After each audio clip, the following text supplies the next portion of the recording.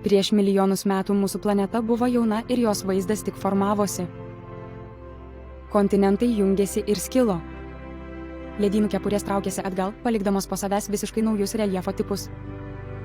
Galiausiai šiuolaikinės Pietų Amerikos teritorijoje atsirado Gvianos plokščiakalnis. Banguotos lygumos su lygiais, tarsi nulygintais viršūnėmis.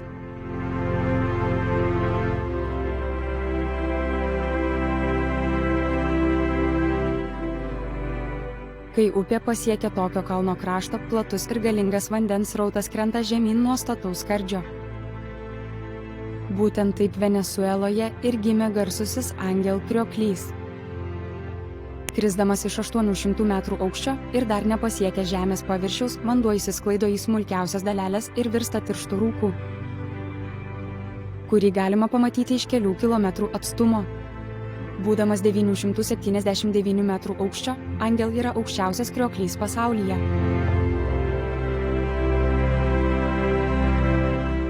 Angel yra įsikūręs Kanaimos nacionalinio parko džiunglėse, kuriame beveik nėra kelių.